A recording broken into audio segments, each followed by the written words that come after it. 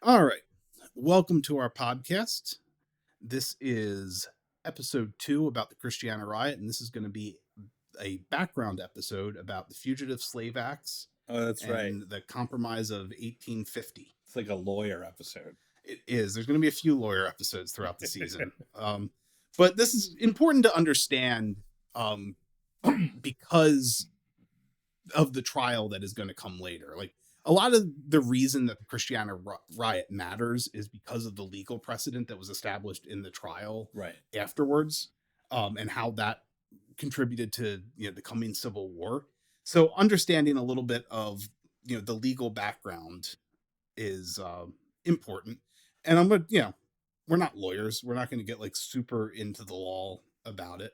My But brother's a lawyer, and your he's brother, probably going to listen to this. yeah, So maybe he'll tell us stupid things we said. I don't know. He's not a lawyer in like 1850. No, he's not. I feel like the law's probably changed a lot since then. And I also don't think he it's not really his area. He's a public defender, so Yeah. I feel like he's not it's not a lot of treason cases. Yeah. I mean, the public defenders are important later in the Christiana Riot story. Yeah. Okay. They're really, really good public defenders. All right. Well, great. But that's not what we're going to talk about today. So, like I said, for the whole series, my main source is the book Bloody Dawn by Thomas P. Slaughter. For this background episode and a second background episode that we'll be doing in the near future, the extra sources are another book, A True Story of the Christiana Riot by David R. Forbes, History.com on the Fugitive Slave Acts, WhiteHouseHistory.org, The Remarkable Story of Ona Judge, Smithsonian Mag, George Washington used a legal loophole to avoid freeing his slaves, Essential Civil War Curriculum on Personal Liberty Laws, rbhayes.org on Prigg versus Pennsylvania, History.com on the Compromise of 1850, another Smithsonian Magazine article about the Christiana Riot, LincolnConspirators.com about Freedom's Battle of Christiana, and freethoughtrail.org on the Fugitive Slave Convention. So, yeah, like I said, some of those sources are going to be for the next background episode because I tried to split it up because it was too much for one episode to just talk about. Have a 4-hour lawyer episode. Yeah. So the Fugitive Slave Acts, that is as old as the country itself, basically. When we went to establish our Constitution, it was like part of the negotiations, right? Yes, exactly. So, after the American Revolution, we had a period of time where we had the Articles of Confederation. That didn't really work. Then we're going to have we decided we needed a constitution, and how to deal with fugitive slaves was a hot button topic right at the very beginning. So in the Constitution, there is a thing called the Fugitive Slave Clause, either known as the Slave Clause or the Fugitives from Labor Clause. It's Article 4, Section 2, Clause 3, which requires a person held to service or labor, usually a slave, apprentice, or indentured servant, who flees to another state to be returned to his master in the state from which the person escaped. Of course, that was nullified by the 13th Amendment. That's no longer a part of the Constitution, which I feel like is important. I don't know. There's a lot of weird constitutional originalists out there. Yeah. Like, they're like, no, there's a clause. We got to bring it back. What about apprentices? Yeah. Does it still hold if an apprentice flees? I don't know. I don't know the actual wording of the 13th Amendment. Like, I don't know if the 13th Amendment specifically annulled that clause or mentions apprentices. I don't think it does. I don't remember the exact language either, but yeah, I don't think it mentions apprentices. Apprentices have to stay, aren't allowed to leave. I mean, I feel like we have a lot of other laws now just about like holding people against their will in general. Yeah, you can't keep an apprentice against their will. So yeah, by the time of the Constitutional Convention in 1787, a lot of northern states, Vermont, New Hampshire, Rhode Island, Massachusetts, Pennsylvania, New York, Connecticut, had already abolished slavery. And that was concerning for the slave states because they thought that these free states would be safe havens for runaways. They didn't like that. So Southern politicians pushed for the Constitution to include that fugitive slave clause. the Supreme Court did what it does and went ahead and interpreted that clause and basically said the owner of an enslaved person has the same right to seize or repossess him in another state as the local laws granted him in his home state. So, whatever laws in Alabama say about what to do with a runaway slave, that applies to you anywhere in the country. Is how the Supreme Court interpreted that clause. Um, Southern lawmakers didn't think that this was quite enough. They wanted like Congress to pass an act that would give this clause some teeth, and they were arguing that this slave debate was driving a wedge between the newly created states, and so they pushed for Congress to pass the Fugitive Slave Act of 1793. So that was our first federal Fugitive Slave Act. It was not the first Fugitive Slave Act in the Americas. Individual colonies prior to the Revolution had different like fugitive slave laws and things like that, but this was the first federal one. It authorized local governments to seize and return escapees to their slavers and impose penalties on anyone who aided them in their flight. It decreed that slavers and their agents had the right to search for escapees within the borders of free states. And in the event that they captured a suspected runaway, these hunters were basically had to bring them before a judge and provide evidence proving that this person was property. That proof usually just took the form of a signed affidavit. Like, I mean, I guess it doesn't seem like it's enough proof to condemn a person to a life of slavery to just have a paper that somebody signed that said, yep, they're a slave. But it feels a little thin. I mean, I don't know what else you'd want. Yeah, I don't know how else especially at the time period. Yeah, like, I mean, you just shouldn't do that. No. Yeah. It just seems like so little to. It seems way too easy to fake. Yeah. And obviously people faked it.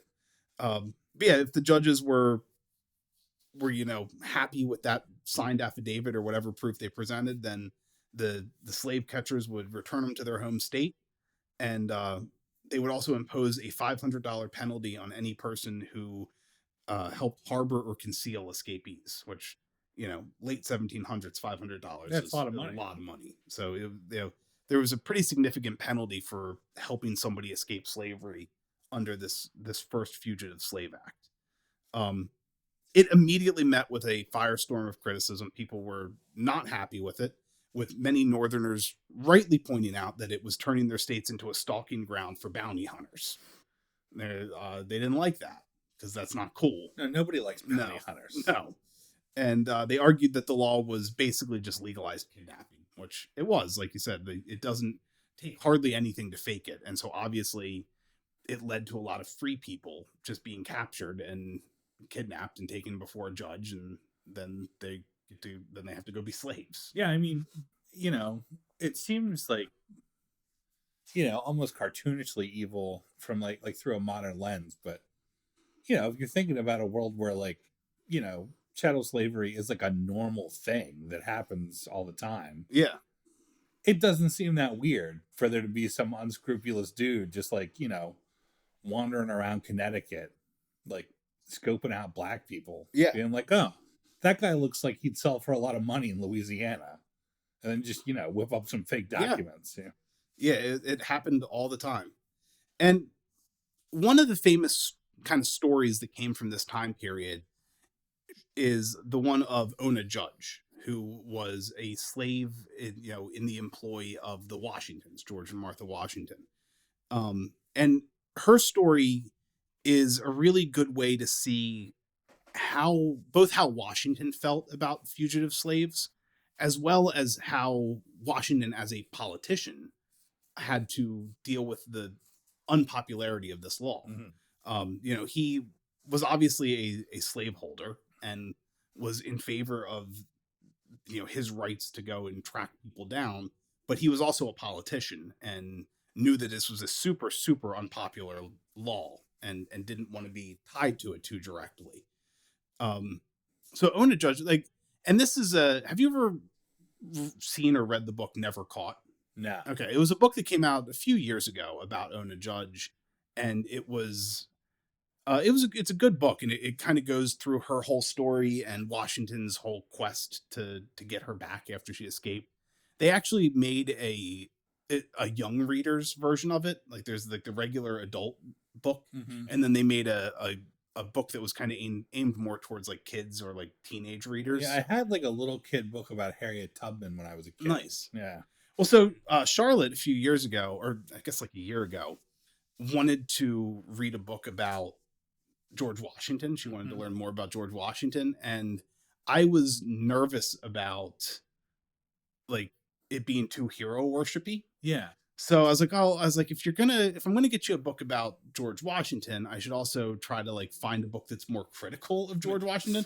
But I didn't want to do like I didn't want to go to the other extreme. Right. You didn't want to do, like, just purely slander George Washington. Right. So I didn't want to do the whole like I didn't want to do the whole like founding fathers are monsters angle, but I Right. also didn't want to do the hero worship angle. So I got her two books. I got her there's that whole series of like the who was what was books where they had like the big cartoonish head on the cover. Uh-huh. So I got her one of those about George Washington. And those books are actually pretty good. Yeah, I'm familiar with that series. Yeah, we've read a few of them.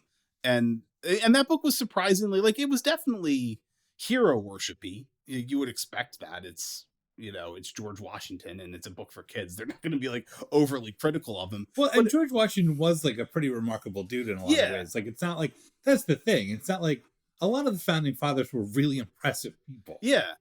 But the book did also do actually a pretty good job of like pointing out some of the like flaws of his character and the fact that he was a slaver and all that stuff.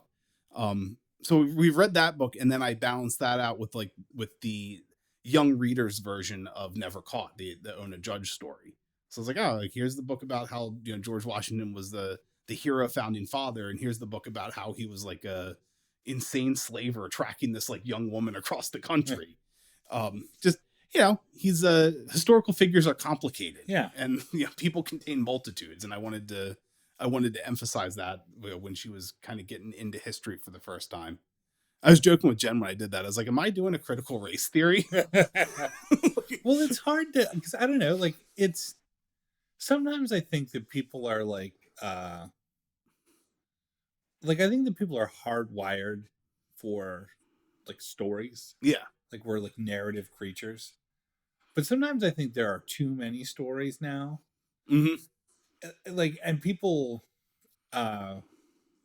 it's harder to remember that real life isn't the same as like, even like nonfiction stories. Like, you can't like contain like the totality of a person in a book or like a biography or a movie or whatever. Like it's just it's hard to convey to kids, I think, especially like that like everyone is a person. Like it sounds so simple, but it's like how like you have like a lot of thoughts and feelings and sometimes they conflict with one another and sometimes you do things and you're proud of yourself later, and sometimes you do things and you feel a little bit bad about it later. Like, yeah, everybody else in the world is just like that too. Like, everybody's just as complicated as you are on the inside. You just can't see it. Yeah. But it's like, yeah, I think you're doing a fine job. Yeah. Yeah. And so now that I said all that, we're just going to talk about how George Washington was bad. So, Ona Judge was born in 1774. She was actually the property of Martha Washington. Her mother, Betty, was a slave that belonged to Martha from her her first marriage. And Ona was born on Mount Vernon. She was like pretty loaded, right? Martha Washington. Yeah, so she was a member of the Custis family, and right. we'll get into that a little bit more as we go. So Ona's father was a man by the name of Andrew Judge. He was a white indentured servant who was employed at the estate. Andrew's as far as the historical record goes, we know that Andrew's indentured servitude ended in 1776 and that he continued to work for Washington until 1781. And then there's one more kind of record of him in 1784 when Washington loaned him $12 and I guess recorded it. And then there's really no record of Andrew Judge after that. So we don't know a whole lot about Ona's father. We don't know if he had any real contact with Ona. Like there was definitely guys at the time who would have these I don't even know what to call them, like because it can't be consensual, but they would have relationships with enslaved people, and they would still like have a relationship with the kids that were a product of these Right. relationships. So we don't know if Ona had any contact with her father. We don't know if his relationship with Ona's mother was in any way consensual. Like Chicken George and Roots. Yes. Yeah. So we don't know a whole lot about it, about him. We do know that when Ona was 12, Martha brought her into the mansion house and began to train her to be a housemaid. She was really good at it, I guess, and quickly became one of Martha's favorites, to the point where when George became president, she was taken with them to first New York, to the president's house in New York, and then when the capital moved to Philadelphia, she came with the family to Philadelphia. So she became Martha's like number one handmaid, I guess. Okay. And it's cool. Like when you go down to Independence Mall in Philly, there's like you can see the foundation from the president's house. That's kind of all that's left of the president's house. I don't think I've ever seen that. Yeah, it's there's like a glass like floor, and you can kind of walk over it and look down in it. But then they have an inscription on like a pillar next to it where they list the enslaved people that lived and served there. Oh, she's on there. Yeah, her name's like pretty close to the top of the list. So having read that Ona Judge book with Charlotte, when we took them down there and she saw her name on the thing, cool. she thought it was all cool. Yeah. So she liked that. So Ona would accompany Martha for the next 7 years while George was president. Ona would accompany Martha on her social visits. She would get kind of a fancier wardrobe and nicer things than a lot of other enslaved people. And you would see that with like George's like enslaved manservants and coachmen and things like that, where for a certain these were enslaved people that were of a certain level where their clothing and the way they presented was an extension of their slavers' status. Right. So Ona was meant to look fancy and look nice and be well spoken and she was meant to reflect on Martha. Yeah, and show up at a fancy dinner party with a Slavic like slave. Right. And so as a result, like it kind of I think confused the Washingtons into thinking that she was fine with being a slave. Like we'll get into it a little more, but they really don't seem to understand why she would run away. Right. Because they're like, well, she had all these fancy clothes and like her life has to be harder now that she's like a free black person in, the 1790s in America. Yeah. Probably true. Yeah. And it probably was a lot harder, but a lot of people would rather, be poor and free than, have a fancy dress and be enslaved. Yeah. And they just seem like they fundamentally didn't get that. So they're living in Philadelphia. She's Martha's number one. Pennsylvania, a few years prior in 1780, had passed what they called the Gradual Abolition Act. And it was a law that freed people in Pennsylvania after they turned 28 and automatically freed any slaves who moved to the state and lived there for 6 months. Okay. So Washington, being the president and being in Philadelphia for, much more than 6 months, didn't want to lose his slaves. So he developed like kind of a shady little scheme where would we like rotate them around? He wouldn't rotate them. He would just send them outside of Pennsylvania and then bring them back and reset the clock. So like every 6 months, he would like either send them back to Mount Vernon for like a couple weeks and then bring them back. Or if they didn't have time to like send them all the way back to Mount Vernon, they would just like take them like over to New Jersey and then just bring them back and be like, oh, there we go. We reset the clock. And he knew this was shady. He knew that this wasn't like in the spirit of the law. And like we actually have a writing. He wrote to his personal secretary, Tobias Lear, in 1791. I request that these sentiments and that this advice may be known to none but yourself and Mrs. Washington. Like he was like, keep our shady like slave trafficking a secret, because people aren't going to think it's cool that I'm doing this. It's always weird. I mean, and I know it's not like weird, like unusual weird, but like it always strikes me as like particularly egregious when people who are like lawmakers are, like blatantly like in violation of like the spirit of a law. Yeah. Like, you make laws. You know what that was for. Like, But I don't know. It's like the shit pisses me off. He's Yeah, like, and the fact that he was keeping it a secret, yeah. he knew that it would be perceived as It's like, wrong. oh, well, they're gonna be free next week. Like, everybody go to Delaware and pick me a flower and come back. Yeah, basically. But yeah, I think Delaware was a slave state at the time, so that probably was a place where they would send them, Delaware or Maryland. That's messed up. Yeah.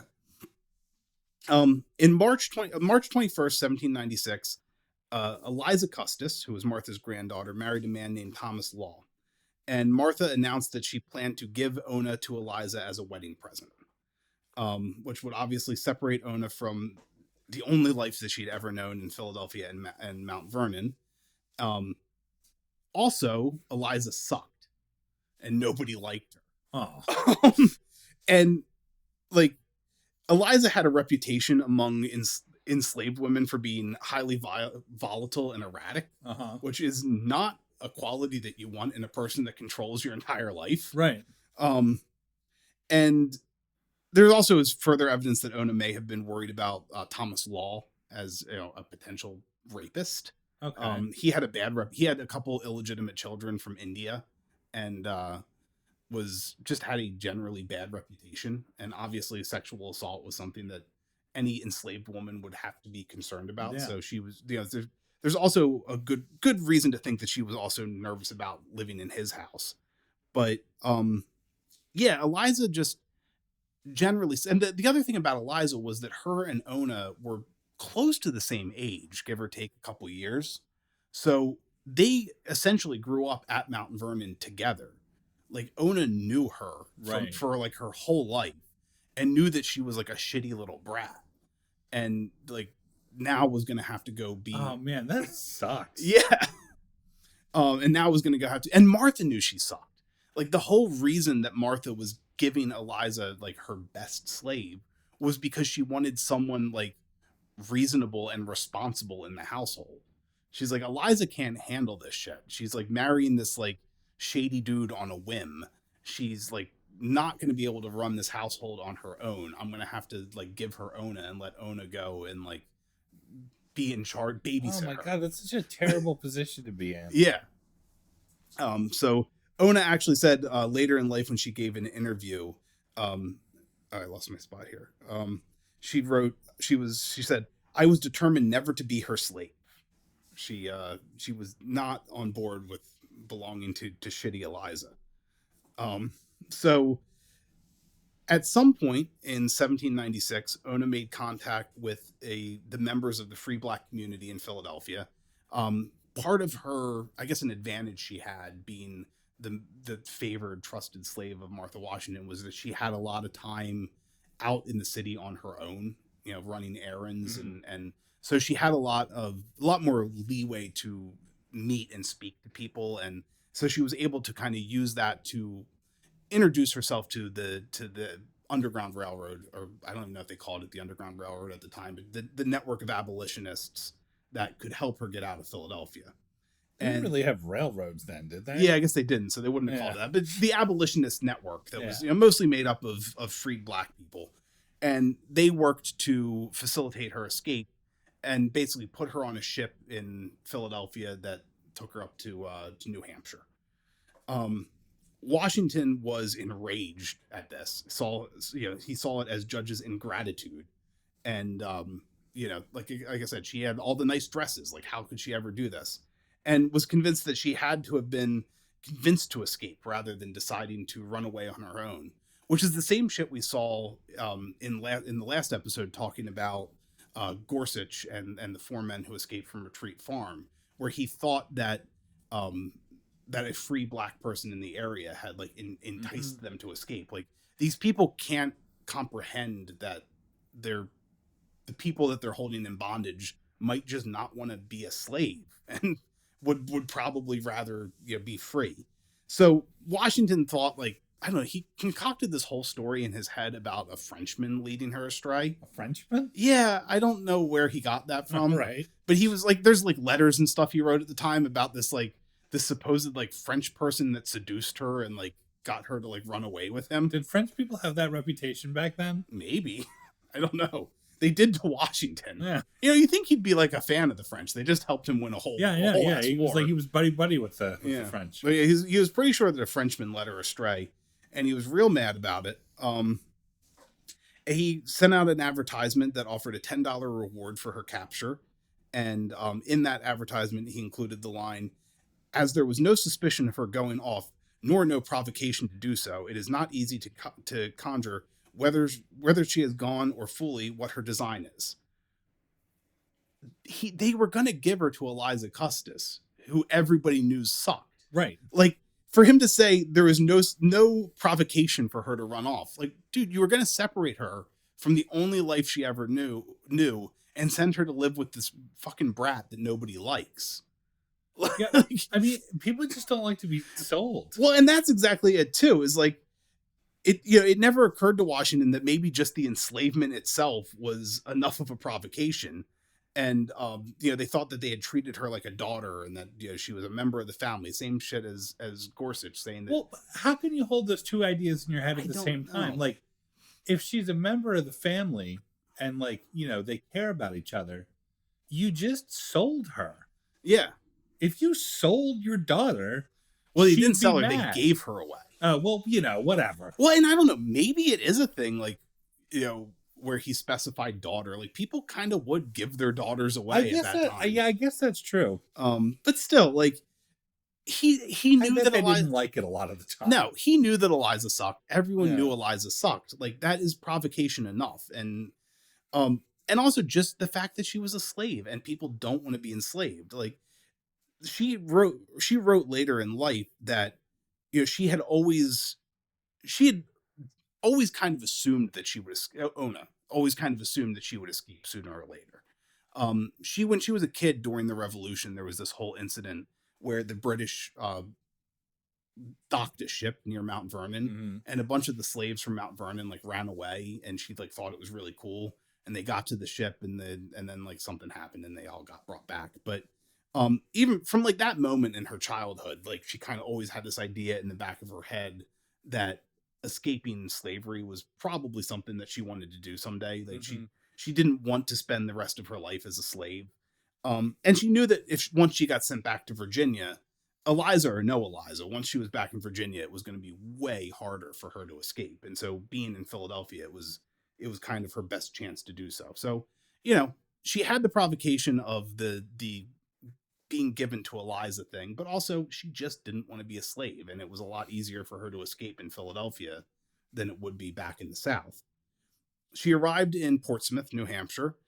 She found lodging with the Free African American community up there and secured work as a domestic servant pretty easily. She, like I said, she was good at it. She was really good at it, so it didn't take her a whole lot of time to find work, but it was a step down in her living arrangements. Right. She was no longer living in a mansion with nice dresses. Well, yeah, and I mean, she had the qualifications to be like, but she, it's not like she wasn't getting paid very well. Well, I mean, like I feel like she could have found a better situation for herself if, like, basically she's in a situation where she's like, okay, hi, I'm a kick-ass maid. I have no references. Please do not inquire. Yes. So. But even so, like she talked about how it was a much rougher life. Yeah. She wasn't accustomed to struggling like that. But she still had like zero regrets. Yeah. Obviously, this was still a much better. Yeah. I'm just saying, like, I think that like free domestic servants. Yeah.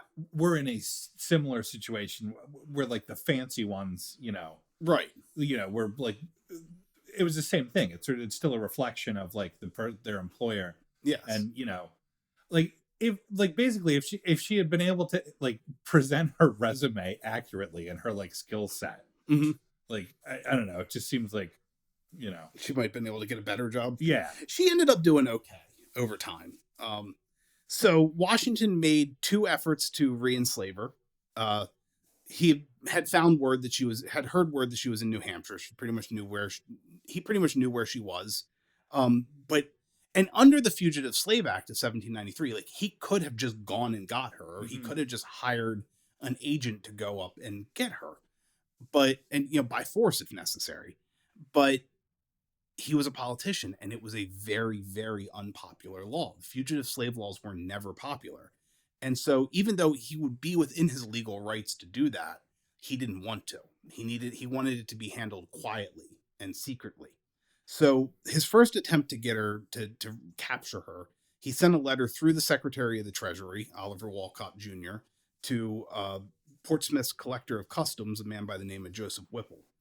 Whipple was actually an abolitionist, but he owed his position to the Washington administration. It was an appointed position, and he didn't want to lose his job. So he reluctantly agreed to try to help convince Ona to go back to Mount Vernon. So he told his friends that he was looking for a good maidservant to help his wife, and Ona heard about the job opening, and so she inquired and set up a meeting with Whipple to discuss the job. So they have this little meeting in Whipple's office, and he starts asking her questions, trying to verify her identity that would not be typical of a job interview. And Ona picked up on it. She's like, this is fucking suspicious. So she just stopped saying anything. She just fell silent. And Whipple, realizing this isn't going great for him, confessed that he had received instructions from President Washington, and that, if she would be willing to go back to Virginia, go back to slavery, he would try to negotiate her eventual freedom, her eventual manumission with Washington. Ona was like, oh, okay, well, she needed to get out of his office. She needed to get away from him. So she agreed to meet with Whipple at the docks that night. She's like, okay, I guess this is fine. I'll meet with you at the docks. I'll get on a ship back to Mount Vernon, and you negotiate my freedom with Washington. And Whipple's like, okay, that sounds good. And then Ona just fucking left. Well, yeah. She didn't meet him at the docks because she's not dumb. And Whipple is kind of dumb. So he went to the docks that night and just wandered around. Waited around for her for a while. And then, kind of had to write this, shameful letter to Wolcott admitting that he had failed to secure Ona.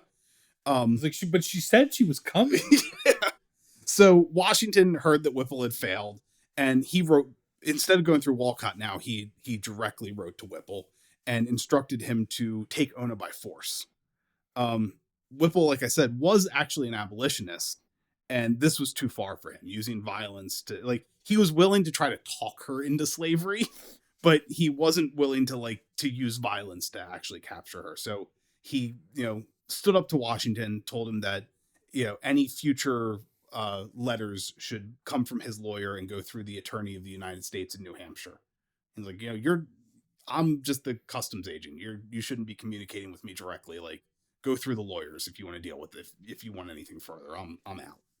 So with Whipple unwilling to assist further, Washington turned to Martha's nephew, a guy by the name of Burwell Bassett Jr., and basically sent him up to New Hampshire to try to get Ona back. Bassett went up there, started staying with a family friend, a senator by the name of John Langdon, and staying in John Langdon's home, and went to find Ona.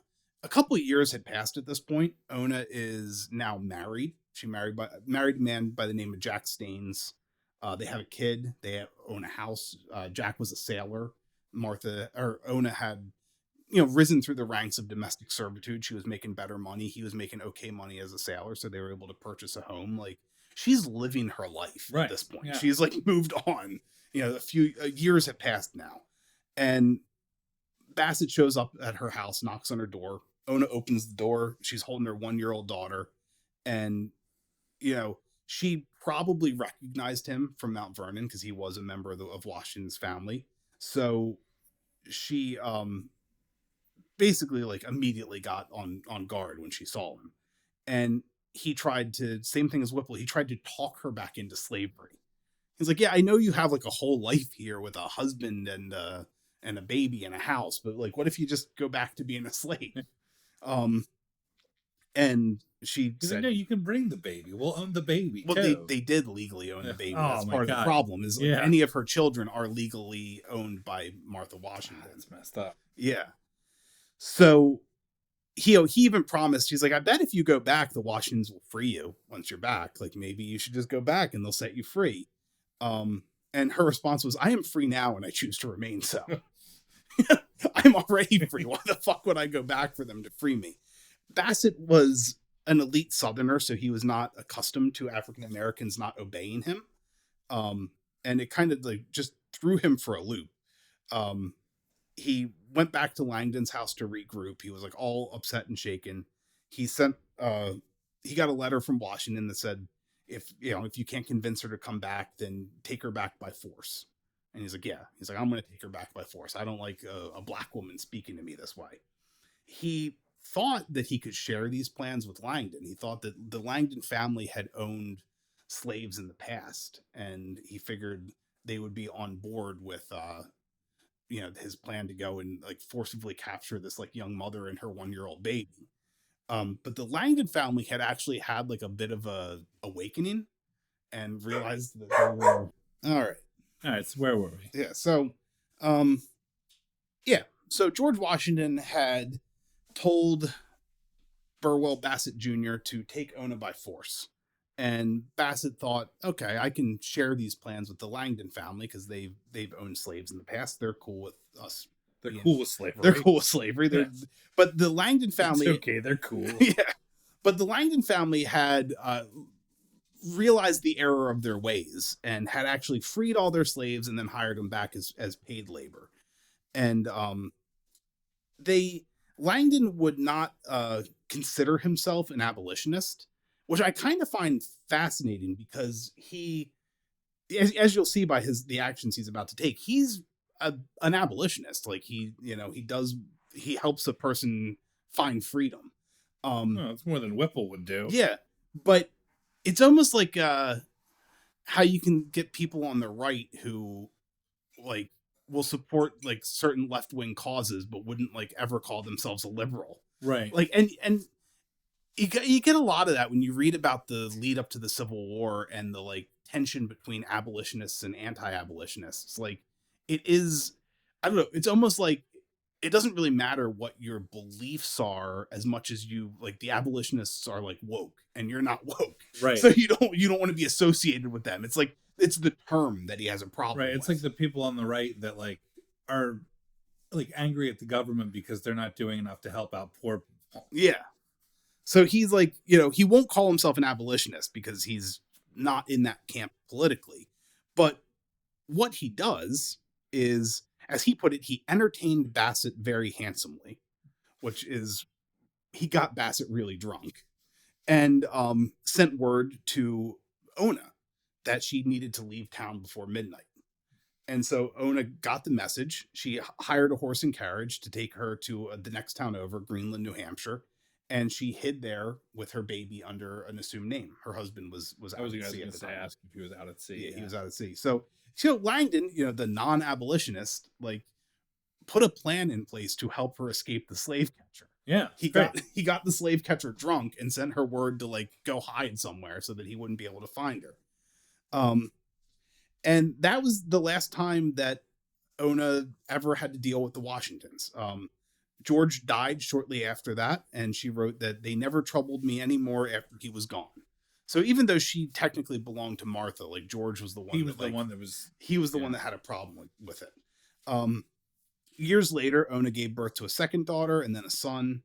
Her son grew up and probably became a sailor, like his father. And then Jack Staines, her husband, died, and Ona moved into Jack's family's home, and they kind of shared the household expenses. And then in the 1830s, both of her daughters died, and her son, being a sailor, was gone. Maybe dead, maybe living in another part of the world. Like they're hard to keep. He was never seen again. Yeah. He was gone. So, so she found herself in the 1840s in a position where she didn't really have any family left.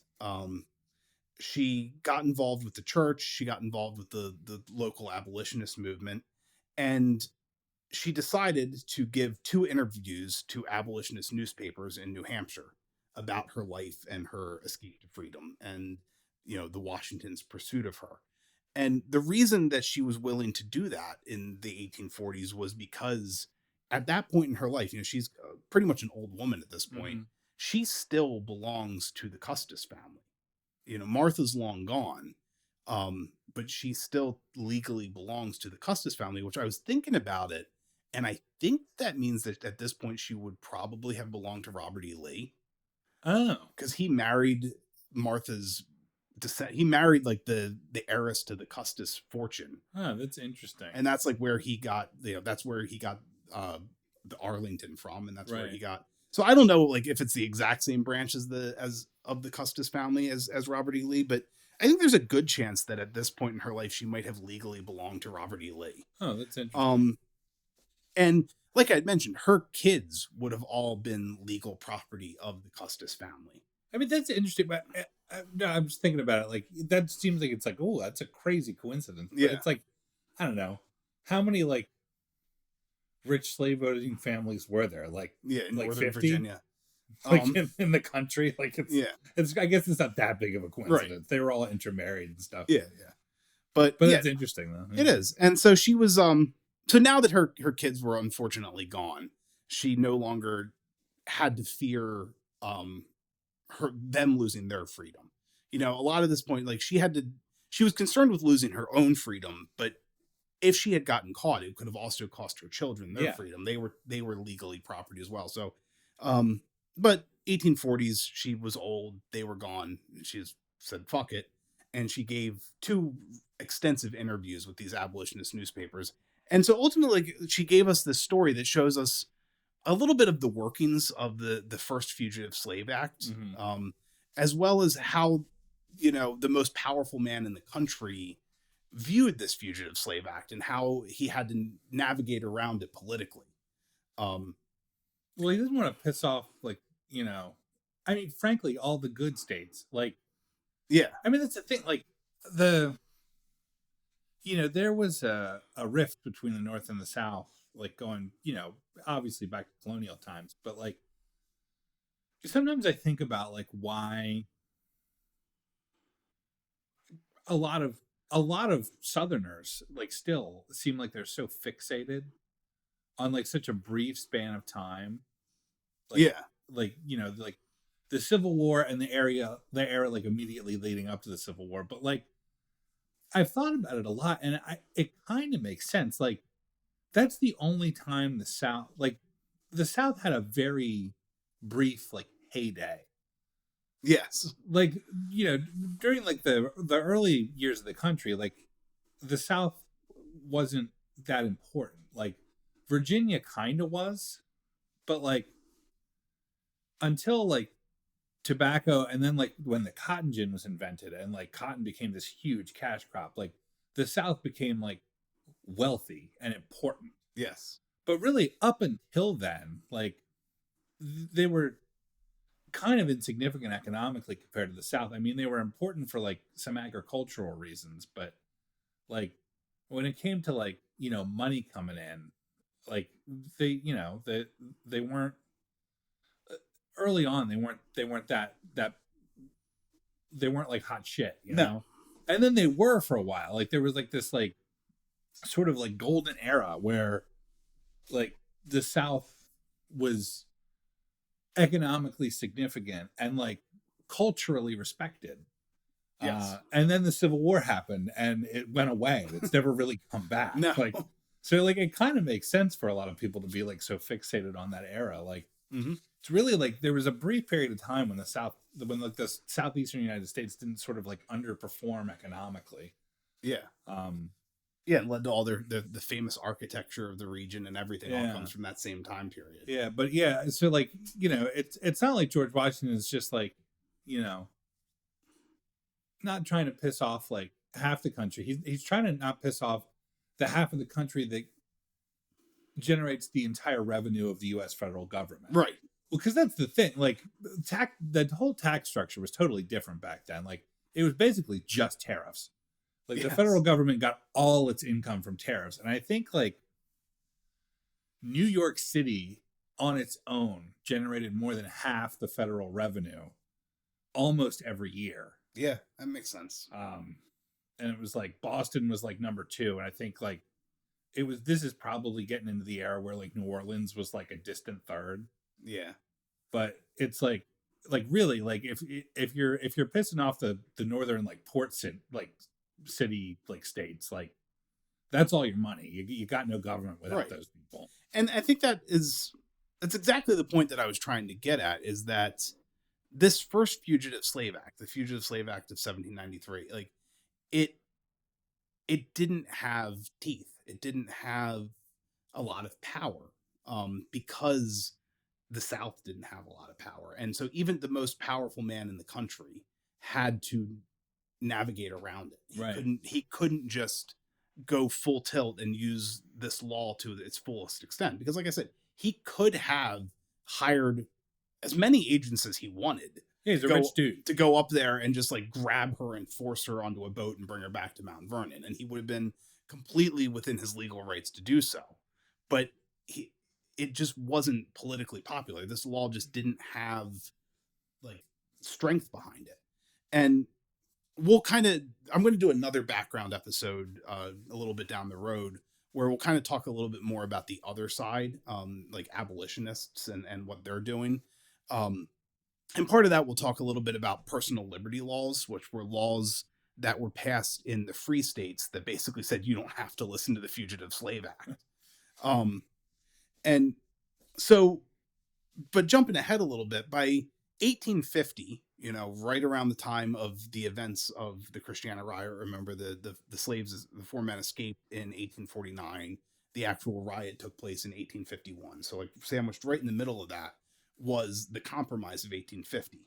And a large part of the Compromise of 1850 was an attempt to strengthen the Fugitive Slave Act, because it didn't have teeth, Right. because it didn't have any power behind it. So to kind of look into that, so in 1850, a series of 5 bills passed the U.S. Congress and were signed into law by President Millard Fillmore. The bills collectively were known as the Compromise of 1850, and they were put in place to try to avert a civil war. Like, there were about 14 years out from the Civil War at this point, but people could see it coming. Right. It was definitely on the horizon. And so the Compromise of 1850 was a way to try to deal with some issues that were arising between the slave states and the free states, and try to avoid the Civil War. Basically what it did was there was within these 5 bills, the acceptance of California as a free state, formation of the territories of Utah and New Mexico under the rule of popular sovereignty, which basically meant that the citizens could vote on whether or not they would have slaves, a prohibition of the slave trade within Washington, D.C., but which didn't abolish slavery in the capital. It just meant you couldn't buy or sell slaves in the capital anymore. Mm-hmm. Some kind of I think like modern marijuana laws. Yeah. A revision of the borders of Texas, which kind of had to do more with debt from the Mexican-American War that Texas owed the federal government, and a strengthening of the 1793 Fugitive Slave Law. The 1850 Fugitive Slave Law changed the responsibility of recovery of runaway slaves from local authorities to federal. It became federal, and they created federal commissioners, federal slave marshals, essentially, that were responsible for issuing warrants and making rulings in cases. And these marshals were tasked with carrying out the warrants and making arrests. So the new law provided payment to federal commissioners based on their judgments, which really just kind of fucked things up right from the beginning. Yeah. So if a commissioner found that a slaver was authorized to return a runaway, or, convinced them that a kidnapped person was actually a runaway, and sent them into slavery, then that commissioner would receive a $10 fee. So if you have sent somebody into slavery, you'd get $10 from the federal government. If they ruled in favor of the black defendant and let them go free, the commissioner would receive a $5 fee from the government. So they were financially incentivized to send people into slavery. So that wasn't like nobody saw that as a problem. Well, they did. People absolutely saw it as a problem, and that's kind of what we're going to get into, like throughout the Christiana Riot and the trial that's going to come from that.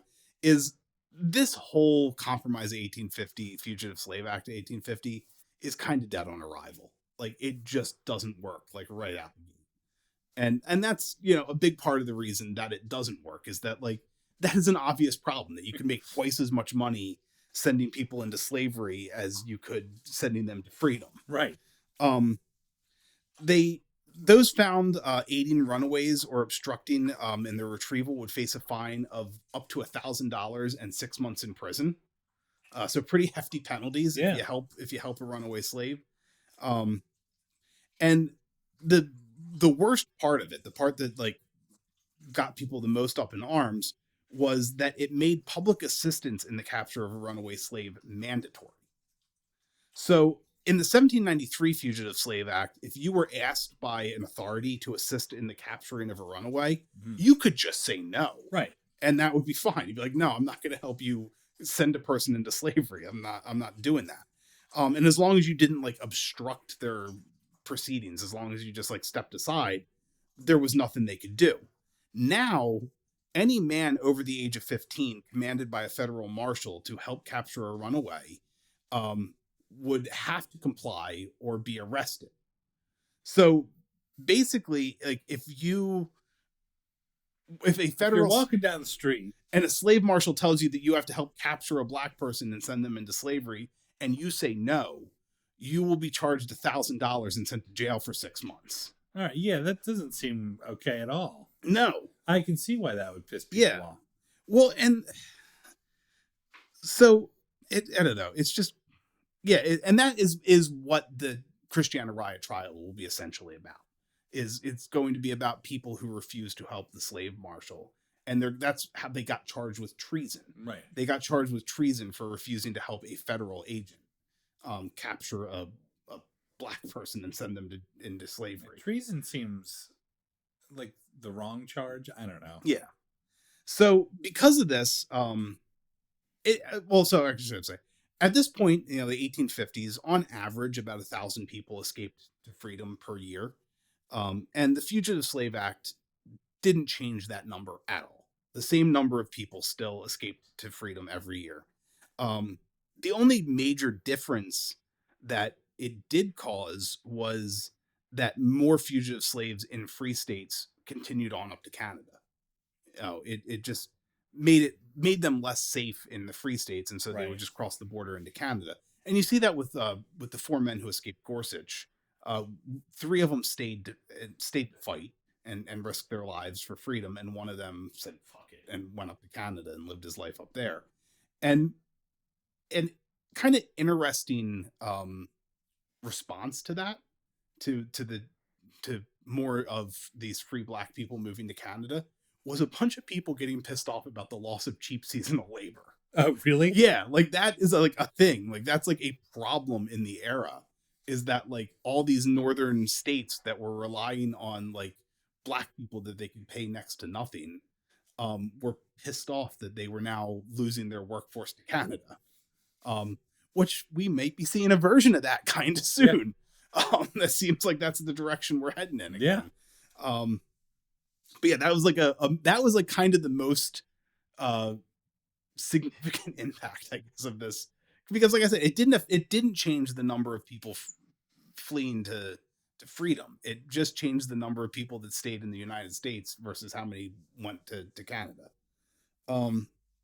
So, and finally, this Fugitive Slave Act, it escalated the war that was already going on between escaped slaves and slave catchers. And I just wanted to read this from the True Story of the Christiana Riot. The provisions of this infamous act were that anyone assisting, harboring, or giving aid to any fugitive slave should be deemed guilty of a misdemeanor and subject to a penalty not more than 6 months in prison and pay a fine of $1,000. The government was also to pay $1,000 for each slave who was lost to his master. It was further provided that anyone called upon by a deputy marshal to assist in the capture of a runaway slave was required to act in that capacity and do the bidding of his superior officer, whether right or wrong. Even the giving of food to a black man made the donor a subject of prosecution when an overzealous official wished to display his authority and create consternation amongst the colored residents of any particular locality. It gave the slaveholder an excuse for a grand slave hunt throughout the neighboring states, which he enjoyed more than the people of today would a fox hunt or a horse race. It gave to the unprincipled deputy marshals the open sesame to homes of the colored residents, which they could ravage and plunder at will. And many an innocent girl or able-bodied young man was kidnapped and sold from the auction block in the South. Not cool. Not cool. And there's a lot in that statement that I think really kind of summarizes what is going on here. Where, and again, like, I think that we could be seeing versions of this with mass deportations in the near future, where you have you know, overzealous officials wishing to display their authority and crack down more harshly on these people, and use this enforcement of this law to create fear and tension within these communities. Mm-hmm. Like that was a big part of it. And then also just this, idea that you could be fined or sent to prison for something as simple as providing food to a person. Like this, it was just a heinous law. And also, I mean, just before I even talk about the heinous law, just the idea that they were viewing these slave hunts as like a fox hunt. Like this was like an event for them. Yeah. They would like ride across the countryside, like tally ho. And we'll see that a little bit with Gorsuch and his group as they go to hunt down his escaped men in Pennsylvania, where they are kind of playing soldier. They're kind of playing dress up to a degree. Like this is exciting for them. Yeah, and this idea though that you were allowed that this idea that the northern states were no longer allowed to make their own rules on how to handle free black people within their own states, that residents of northern states could be compelled against their will to aid in the enslavement of another human. That's a violation of states' rights. Like, no matter how much like the Southerners and their like modern apologists want to talk about how the Civil War was actually about states' rights, I mean, like this is what is a violation of states' rights. Like states' rights is never a real argument. States' rights is always the argument that people make whenever the federal government is not on their side. Yes, that's the way. Like, it's going back to the founding of the country. That's the way it's been. Right. Like there's always like, I mean, at its core, and I think this is just true of like politics in general. Like, people have their ideals that they kind of believe in, and that they espouse. But like at their core, like what most people want is they want the government to provide like maximum protection and minimum interference for like their perceived in-group, and they want them to provide like maximum like, I don't want to say persecution, but like the people that are in the out group, they want broad sweeping federal power like against those people. And it doesn't really matter like which side of the political aisle you're on ever, like at any point in American history. Like, that's what people want. They want the government to leave them alone and to go after the people they don't like. Yeah. But it just, I don't know. It seems to me like a much more, I mean, obviously the greatest violation of rights is to say that you can be enslaved. Yeah. Like but since that was already an accepted law at the time, it seems like telling people that you have to aid in the capture of another human being or go to jail for 6 months is a much greater violation of rights than being told you're no longer allowed to keep people enslaved. Yeah. Because, like, I don't know, you might not even be an abolitionist. You might just be, like, sick. Yeah. Like, you might just have, like, a bad knee. You're like, and you don't want to chase a dude that's fleeing for his life. You're like, this is the 1850s. Like, I have tuberculosis. Like, yeah. I can't it hurts my lungs. I can't go fight a man who's fighting for his freedom for you. Like, that's, an absolutely You're like, ridiculous I'm a thing. 16-year-old boy with a full-time job. Like, give me a break. Yeah. And then yeah, the final little that line there. It gave unprincipled deputy marshals the open sesame to the homes of colored residents, which they could ravage and plunder at will. Yeah, I mean that's the thing. Is like Yeah, so what happens? Like, if you are a marshal or whatever, you're like one of these slave marshals. You find a a black free citizen. You take them. You yeah, know, you like, gin up whatever you need to do to like justify that. You take them to the, the magistrate or whatever that the federal government pays to say that they have to go and to be a slave. yeah. Like, what happens to all their stuff? You just take it. You just take it. It's Yeah. just up for grabs. Yeah, you just take it. Yeah. Um, Again, it's another like perverse incentive it is sort of built into the But- system. like I don't know. You have to also keep in mind that they created a whole new like type of federal law enforcement essentially Yeah. with this. Like they created these federal slave marshals that had not previously existed. Like even a year before they didn't exist. Like 1850, 1851, like the years of the events of the Christiana Riot. Like this is a brand new federal law enforcement agency.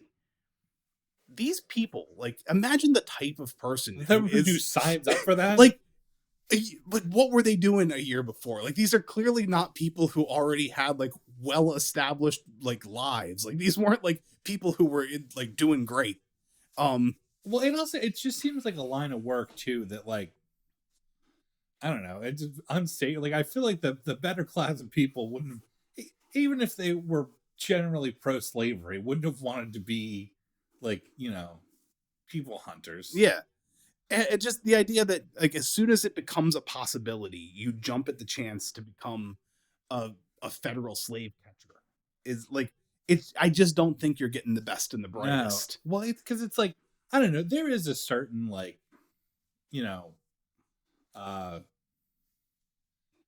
allure to the idea of hunting a man. Yeah. like I get it. I feel it. Yeah. But like, you want to hunt like a serial killer, Mhm. you want to feel like, because you're hunting a man, like, you got to have a good reason, or you shouldn't be hunting a man. But like, I can see that. I can see being like, yeah, this is going to be great. Like, I'm going to sign up to be a federal marshal and I'm going to like range all over the country, tracking down like murderers and, bank robbers and stuff. But like, these guys know, like, they're specifically slave marshals. Like, they're hunting people that like, all they want is to not be slaves anymore. Like, that's their crime. Yeah. And yeah, like that's it at least for me, it kills the whole idea of hunting people. No. And so, of course, these unscrupulous, unprincipled guys that are like this brand new federal agent, of course, they're using this as an excuse to ransack people's homes and steal their shit. And I honestly like just bash shit up and set things on fire and just generally be dicks. Like, of course, that's what happens. The kind of person that job attracts. Yeah. And so, yeah, the Compromise of 1850, the Fugitive Slave Act, like, immediately sets up this crazy power imbalance in favor of southern states and slavers and slave catchers, and it will be tested right away in 1851 with the Christiana Riot and the trial that follows. And it will be shown right away to be not sustainable, to be something that just cannot work. And so this whole like attempt to stave off the Civil War with the Compromise of 1850 was just doomed from the start. And that's really what these events are going to show us, is that the Civil War, by 1850, the Civil War was kind of inevitable. Yeah. It was coming. And no matter what people did to try to prevent it, like, until people were willing to say, you just can't own another human being, it was going to happen. You can't avoid the Civil War by taking some kind of middle road on fucking slavery. Yeah. There's some things where like, there is no real compromise that can be found. Yeah. There's plenty of things where there is, like Yep. in lots of things in life, there is like there's like a happy medium, but there's no real happy medium between between freedom and slavery. Mm-hmm. So we're going to end it there. I do have another background episode where we're going to touch more on the good guys, personal liberty laws, and um, abolitionism.